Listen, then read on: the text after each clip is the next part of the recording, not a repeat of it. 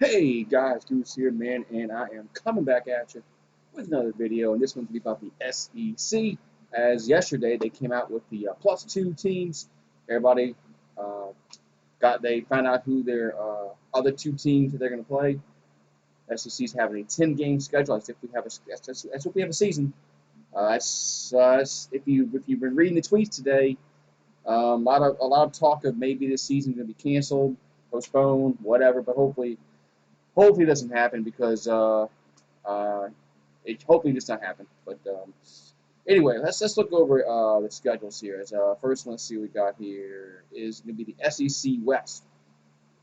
This is going to be the SEC Western Division opponents. As everybody, of course, plays you play who you play in the division, and then you have your two scheduled opponents, and then your two added opponents. So we'll go right down the list from the top.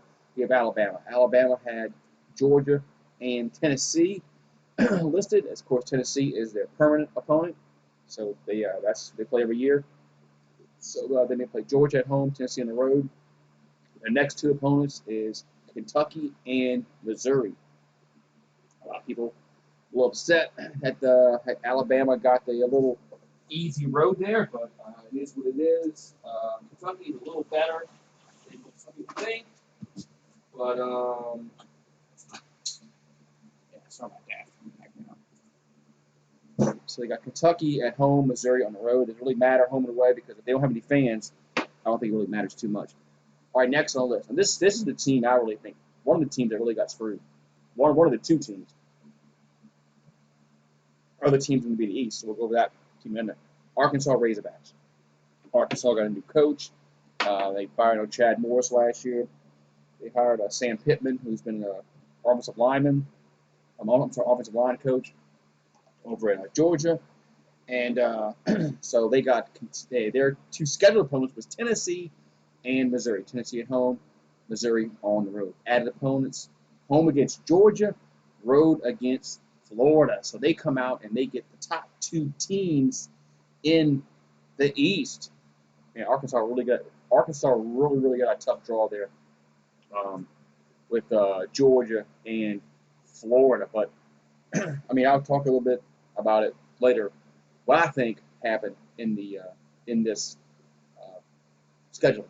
All right, next on this we have the Auburn Tigers. Auburn Tigers. Their scheduled opponents was Kentucky and Georgia. They pick up Tennessee and South Carolina. So they pick up two of them. I mean, Tennessee's up and coming. Tennessee went to a bowl last year. South Carolina. They've really been on a decline last several years. I know Coach Muschamp he's probably on his last leg there over in Columbia, but Auburn picked up two. I mean, two of the easier opponents in the East. Then we got LSU. LSU had South Carolina and Florida as the teams that they were scheduled to play. Then they picked up Missouri, home against Missouri, and at Vanderbilt. LSU.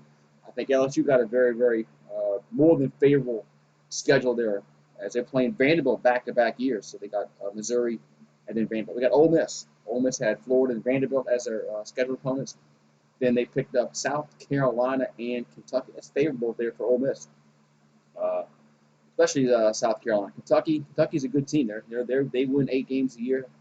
That'll be a tough game for Ole Miss, but it's not as daunting as Arkansas's schedule. All right, then we got the Mississippi State Bulldog. Mississippi State had Missouri and Kentucky as their scheduled opponents. They picked up Vanderbilt and Georgia. So they picked up one of the worst team in the East and probably the best team in the East in Mississippi State. So Mississippi State, I mean, you can't complain too much with that one because you should go 1-1. You should go 1-1 in that scenario there. Then we got Texas A&M. Texas A&M, they've had Vanderbilt and South Carolina as their scheduled opponents, two of the weaker teams in the East. They pick up Florida and Tennessee. Florida is, of course, Florida's up there, right? They're going to be competing for the SEC East. And Tennessee, they won. They went to the bowl game last year. I think they won 6, 7 games last year. So Tennessee is, they're not as bad as they were several years ago, but they're still not what they were from the get-go. So my takes on this schedule. That's my take on the schedule here. I think the SEC went out and they protected the top teams in the SEC West: Alabama, LSU, and Auburn. Just for the sake of the argument, if I mean, you want your SEC champion to have no more than one loss. If the SEC champion has 2 losses, they're probably not going to get in the playoff. I think that's why they protected the top teams in the West. But we'll look at the East here and see if they did the same thing. So, there it goes. There's the East. So East, Florida had LSU and Ole Miss as their scheduled opponents. They picked up Arkansas and Texas A&M. So, I mean, Texas A&M is a tough game on the road. But if there's no fans, and if there really is no fans, that really changes a lot of things. But they pick up the worst team in the West, and they pick up a team that's probably, I mean, probably behind. I mean, they're behind Alabama, LSU, and Auburn in the West. But A&M still a good opponent, still a tough game for Florida. Then we got Georgia. Georgia had Auburn and Alabama in the West, 2 of the top teams in the West. So you knew Georgia was not going to get they weren't going to get LSU. Looking by that, I mean, they weren't going to put Georgia with LSU with the added opponents. Where they put them up with, they put Mississippi State and Arkansas, one of the worst teams in the SEC West. Arkansas is probably the worst. Mississippi State's probably right there above them in the SEC West. So one of the 2 teams, the worst teams in the SEC West for Georgia. Then we have Kentucky. Kentucky had Mississippi State and Auburn. So that was kind of a wash there. They picked up kind of a wash. Ole Miss and Alabama. Ole Miss, of course, they got a new coach. I think Ole Miss, out of Mississippi State and Ole Miss. Out of Mississippi State and Ole Miss, I think Ole Miss has a chance. They got new coaches. I think they have a better chance of having more success in their first season. But so yeah, Kentucky picks up Ole Miss and Alabama. It's Kentucky. That's tough there. Alabama. That's probably going to be that's a definite loss, being on the road at Alabama, and then home against Ole Miss. That's a nifty game that can go either way, but we'll see on that one. Then we got Missouri. Missouri is the one I think really got them and Arkansas got screwed.